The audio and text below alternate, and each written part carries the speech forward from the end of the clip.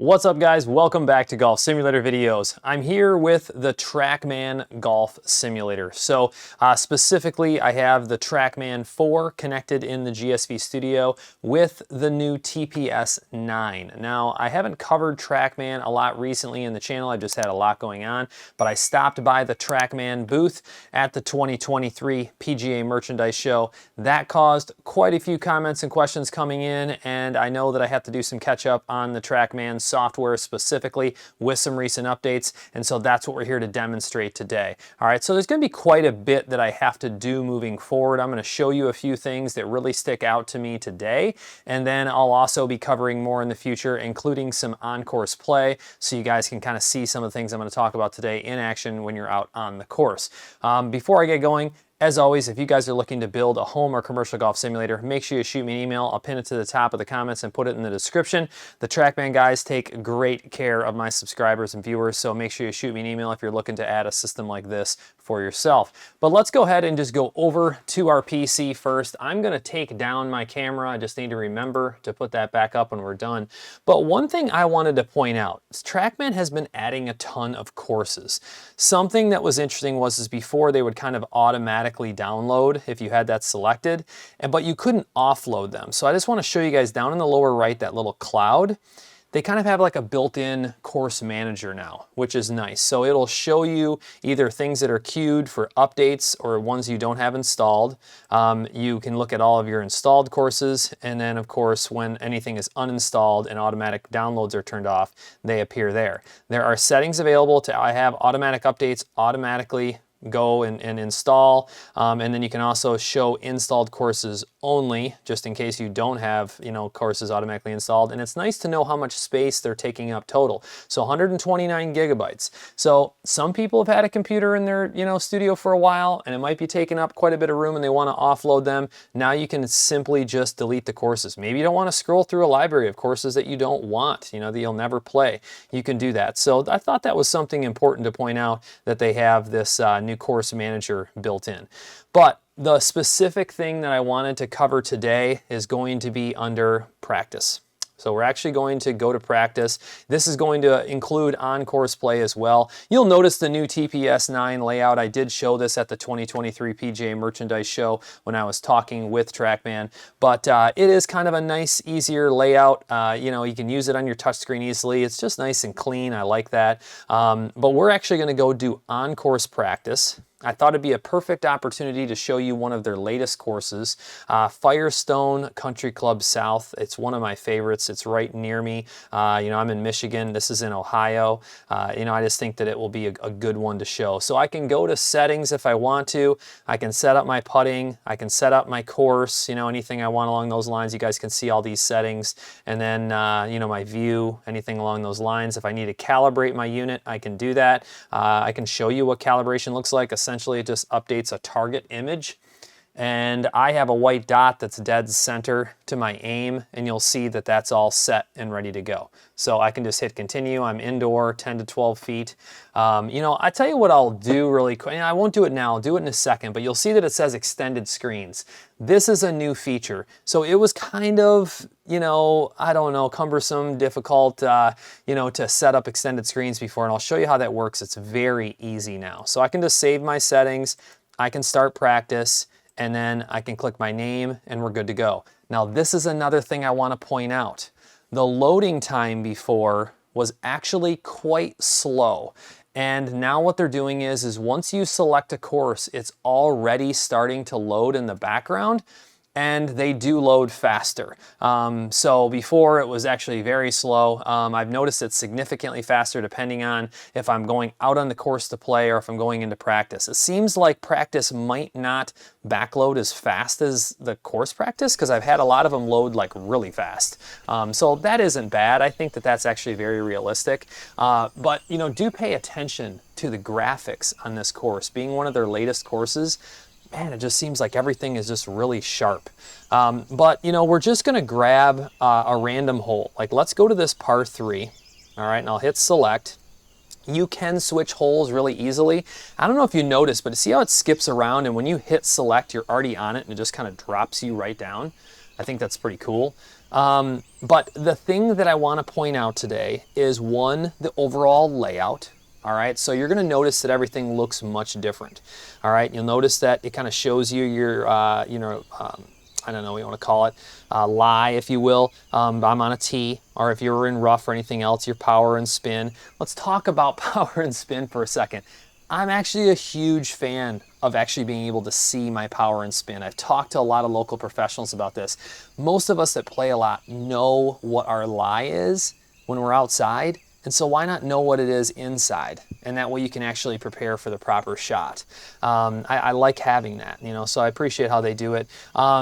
You can see your wind up here in the upper left. I just kind of have it on calm, just a little 2-3 mile per hour wind up there. You can extend this if you want. All right, make it nice and big to look at your preview map. They have your drones now are actually right here, just in a single click, not in that menu in the lower left that makes it easy. So if I wanted to do a whole preview, it goes over towards the main tee box, and then you'll just see that it does a nice whole preview. They have other drone view options as well. This is something I actually kind of like to use. You can just close it out. You can pause the play as well. But like, let's say you were to do a green look. All right, you can do that at any time. You can turn on the grid, so it's easy to look at your heat map and see what it actually looks like. Well, like let's say you're planning on an approach shot, you need to know if it's going to stop, by the hole or not, if it's going to run out past the hole. Super easy to do that with this view, and it's super smooth, super easy to control. That's something really nice. And then this up view just kind of takes you up, and kind of previews the hole from up above. That's kind of where we were when we first started. So I figured I'd show you guys that really quick. I've actually shown quite a few of the drone views before. But here we are on the tee box now. In the lower left, this is your easy control to place the ball or change holes. We are going to place the ball and start off with 41 yards should be fine. So let's just go ahead and start there. I'm going to bring my camera back up before I forget so you guys can see what's going on here in the channel. You can see that my heat map automatically activates, I want to say inside of 50 yards is what that setting can be. It automatically selects what it knows that my wedge is, because I have my bag all customized inside of the TPS software, so it knows I have a 58 in my hand, unless I was playing a different shot, which I'll actually be showing you one here in a minute. But the whole thing that I want to show today is all about physics. All right, so the ball characteristics in physics, especially greenside and approach. This is something that there was a lot of feedback from users on. They wanted the ball to react more realistically on the green for certain shots. I wanted to show wedge first, but the next one I'm going to show is kind of like a bump and run with like an 8-iron. And that was one that people were seeing, like if you were to hit it, the ball were to stop really fast. And I think you're going to be impressed with the realism that they're bringing to the table now. So 41 yards, let's see if I can actually, hit a decent 41-yard shot, show you guys a couple of these and how they react. Not that worried about accuracy here, but oh geez, I'll take that every time. But you can see, for kind of a little more of a flop shot that I was playing, you can see that it's, sloped up behind the pin. I'll actually try to hit this one maybe a little bit softer and maybe a little bit lower trajectory, just to see what that reaction is like. A little bit lower. All right, perfect. Actually getting some pretty good shots here. All right, now let's, I'm gonna bring this one maybe even a little more lower trajectory, and I'll try to hit it just a little bit softer. I caught that one a little fat. I think it's gonna be short. That's all right. Tried to kind of stab at it to get it low. All right, let's hit one more here. There we go. Hopefully that's not too much. I just wanted to show you it roll out. There we go. There's that good little roll out if I have some low trajectory. So they're definitely bringing different ball physics for this type of shot, but wait till I go greenside and show you kind of a different approach here. So let's say I can easily just go place my ball. Let's place it right here. All right, done. I do have kind of an uphill, look going towards the flag. Now, some people are not confident with their wedges on a greenside shot like this.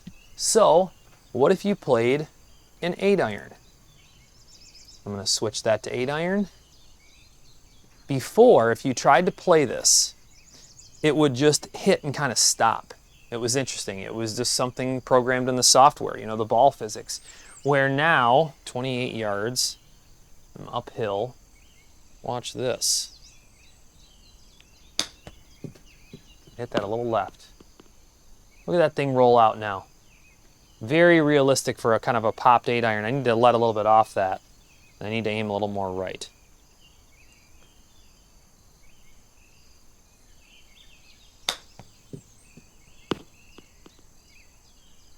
Not bad. It has more of the break to the left than I would expect, so I need to actually aim further right and let that trickle down.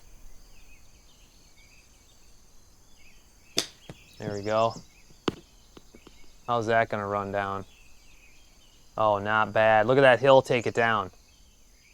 So this is totally a shot that you can now play greenside on TrackMan and be confident that it's going to roll out just like it would in real life.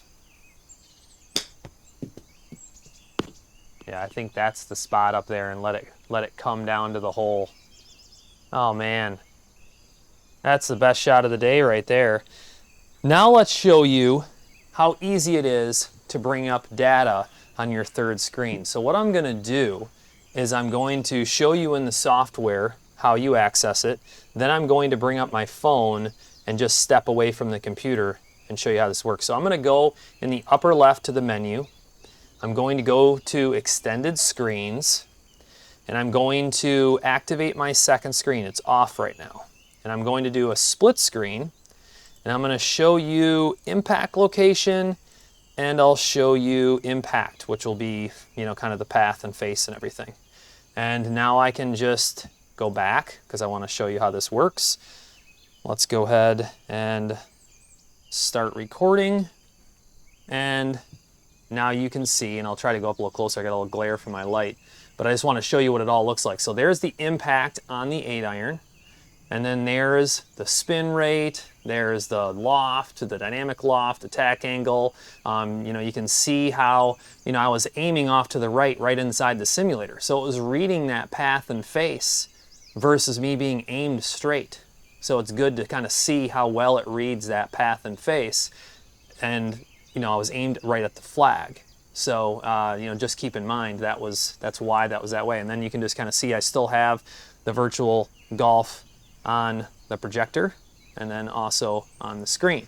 So I'm going to go ahead and take that setting down now. That way I have my recording software, you know, easily accessible. So I just go to extended screens and then just go to off and then hit save. And then now I'm right back to having that off. It's that easy to go back and forth with those extended screens now inside of the new software. I think this was a great first look at the TrackMan Golf Simulator update.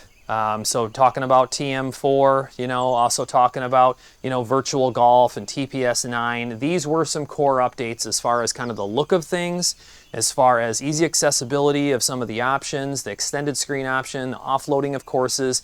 And then really, like I said, I was surprised how many people over, you know, the past, I don't know, year, 2 years, whatever I've been showing TrackMan, actually mentioned that, and that's not a shot I usually hit. And I might maybe try hitting it more now.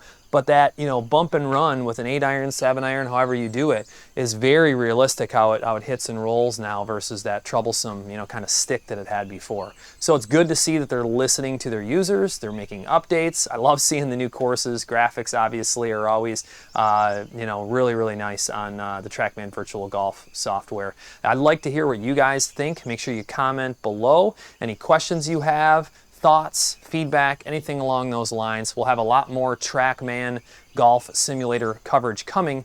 Let me know what you want to see, and we'll have a lot more coming soon. So, as always, thanks for watching. Stay tuned.